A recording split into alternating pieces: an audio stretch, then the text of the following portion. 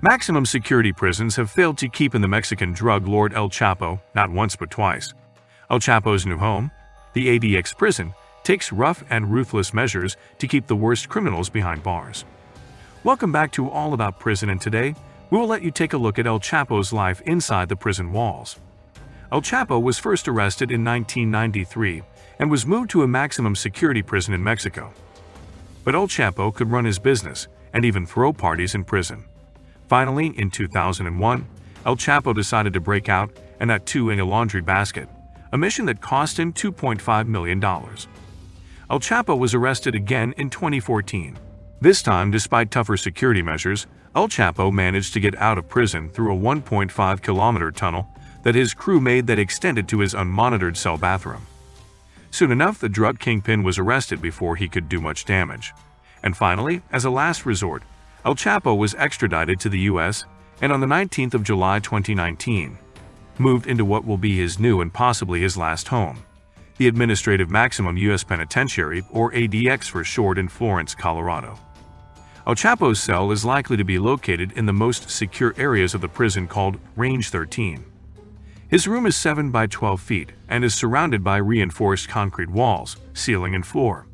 His cell has two doors, one that is an interior barred door, as well as a solid outer door, adding to the already cold feeling of being isolated. There is no mess hall where the prisoners go to get food. Instead, the food gets delivered to the prisoner's cell through the dual doors. The cell has a small desk stool, which is also made out of concrete, and is attached to the cell floor. With a few adjustments, he could use this stool as a table for his food.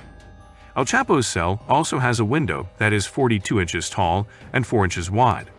And its view isn't as great as that from a mountain or a beach. It's rather bleak and empty. Right next to the concrete desk is a shelf, and on this shelf is a radio and a black and white television. The contents on the television and the radio is none too exciting, as it's going to be filled with only religious and educational programming. The bed that El Chapo has to sleep every night is also made from, you guessed it, concrete. And on top of that is a very thin mattress, which seems to be making little to no difference for the comfort. The bed is not really the biggest, and even someone like El Chapo would have a hard time stretching himself in this bed. The cells are made soundproof, which prevents communication between prisoners and knowing what is going on outside of their cells. The cell is only illuminated by a single light.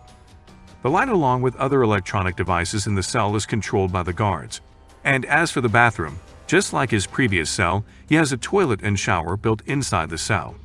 The shower has a timer which prevents flooding and suicide attempts. You guys might be wondering whether he has any time outside of the cell, right? Well, he does, 1 hour every day to be exact. Now you guys would be wondering what he would be doing for that 1 hour, right?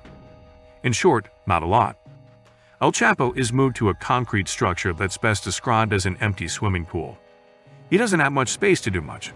The best he could do is walk around 10 steps in a straight line, or 30 steps in a circle. He is monitored by guards at all times. He is moved from one set of concrete walls to another. Despite having minimal contact, he is allowed to have outside visits. However, these are non-contact. He is separated from the visitors by a thick glass screen. If this isn't enough to prevent El Chapo from making another prison break, what you will hear next will be enough. The floors are scattered with pressure pads, and through the facility are countless cameras and motion sensors. Each and every electronic device, including the doors, are controlled by the guards. In fact, there are nearly 1,400 remote-controlled steel doors in the facility. The prison is surrounded by walls that are at least 12 feet tall and are lined with razor wire fences. The prison compound is patrolled by heavily armed guards, some with attack dogs, and is overlooked by guards from the many towers. This prison could be the closest thing to hell. In fact, several inmates of the ADX have been diagnosed with insanity.